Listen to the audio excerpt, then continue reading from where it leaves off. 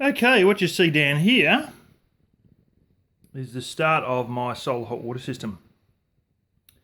Yeah, trying to get these 1700 long, 1.7 metres long. What do? They sell them in 3 metre lengths.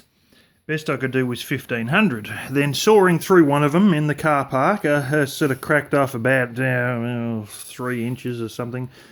They've come down to 140.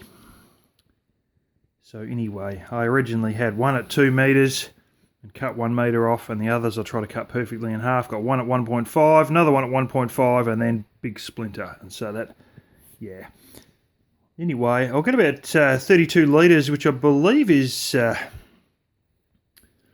are we looking at there? It's basically, what is it, 9 gallons or 9.5 gallons? Something like that. 38 litres is 10 gallon. So 32 litres, yeah, 8.5 gallons I think it is. Yeah, 32 litres anyway. You can do the conversion if you really want. Got a step down thingy here. That's loose enough. This here is so incredibly tight. It's ridiculous. I was pushing for a couple of minutes to even get it in. I don't really want to sandpaper things, but yeah, you'd be battling to even need any, cement or whatever you want to, your epoxy shit. You know what I'm talking about. Blue glue, I'm going to use green glue on this because that's the precious stuff. But yeah, that's bloody hard to get in. I've even trimmed off bits and pieces of little burrs, and it's hard to get in. But it doesn't matter, that's just what you get when you get one from one manufacturer, another from another manufacturer. And in case you don't know, there's only one maker of these. These are magic. They're 50mm, which is 2 inch, to 1 inch with a barb on it. And I'll tell you what, that has changed my friggin' world, these things, honestly. So we've got a bit of 1 inch hose. I had to do the overhead tank that runs all the house system here because it's been up there for 8 years and all this shit was all going very brittle. So I ripped one out and put a new one in, and this is I bought it a little bit too much. So yeah, that'll go on there. This is one of the biggest irrigation taps that's just a plastic one that I've actually ever seen. That's not a PVC one. It's actually polyethylene. And it's not brass either. Yeah, so bang, it goes onto there. Bit of pipe from there to one end, and then from the other end to this. Now here's your interesting part. This will screw off, and then I'm going to put drill holes in that and make up a shower head like the one I've got in my house. And I'm probably going to have to cut slots because that will sit in there. And it doesn't actually fit without cutting slots for these. And I want that so you can pull that off, whether that's held by a wood clamp or some spring-loaded clamp or whatever. And then I can come up with this that will screw into there as you saw it before. And you can fill it with water. But there's a trouble with all this because you're going to have air in the system. So to be able to drain out to have a shower, because this is only going to be gravity feed, you need to let air in, otherwise it's going to glug, glug, glug, glug, glug, and that'll stuff things up. Also refilling, if you refill it with air in there, you will literally go kaboom and blow fittings out. I had 2 inch line, like 2 inch PVC like that, on a building job, and well, I put it in without bleeding the air, and I managed to shoot the bastard about 4 feet.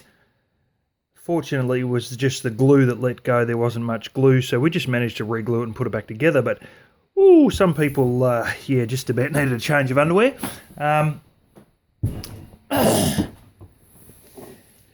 So this is my other one. There's the end cup on the top there.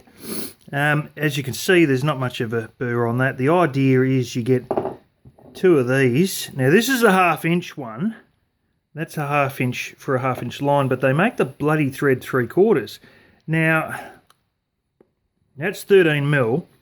Usually get a 15mm thread, which will be the thread size versus the hose size, and that would allow, because this is to be 15mm. This is a friggin' 19 or 20. Pretty much 19 and 20 are the same thing essentially, but that code word for 3/4 of an inch. So yeah, as you might be able to see written right near my finger there, 3/4. I had 2 of these flange nuts and I've got none. What you basically do is you put one above and then goes through the wall of this after you drill a hole in with a borer bit, like a spade bit, and then you put a second one. And so you sort of sandwich your two, and you've got to tighten them down together first of all, and then you actually, best to do the inner side. You can do the outside, but it's best to do the inner side. You put a bit of your epoxy, your solvent, cement, whatever you want to call it, your green glue, blue glue, on the inner side to sort of make sure it seals it, but you got to sort of dab it around the edge to get a seal between the flange nut and your top there. Then you got to go and slap a bit of glue around the inner edge of there and put that on, and you're right. But yeah, I'm not right because I didn't have 2 of these, and I'm sure I did have 2 of these, and now I've got trouble buying the bastards, and all I can get was a nut without the flange. But instead of being like 4 threads like that, it's only got like 2 threads, and the bloody thing's only like, it's freaking ridiculous. It's not much more than 1/8 of an inch, and it's, just hopeless. So you're really not, so I've got to try and go to a different hardware store to the main place I go to, and might go to plumbing supplies, and I'll try and get 2 flange nuts. Yeah, so anyway, these dumb bastards are taking too long with these solar brackets that were supposed to be in Monday, and here we are Wednesday and still no phone call, and I've called up and we'll order them and blah blah blah. Bloody hopeless. I told him the catalogue number 3 times, and I hear the bastard talking to himself as he's typing into the computer, and he was typing the wrong number, and I'm like, frickin' hell. Oh, do you want to pay in advance? Or why would I if you're going to order me the wrong part, you dumbass?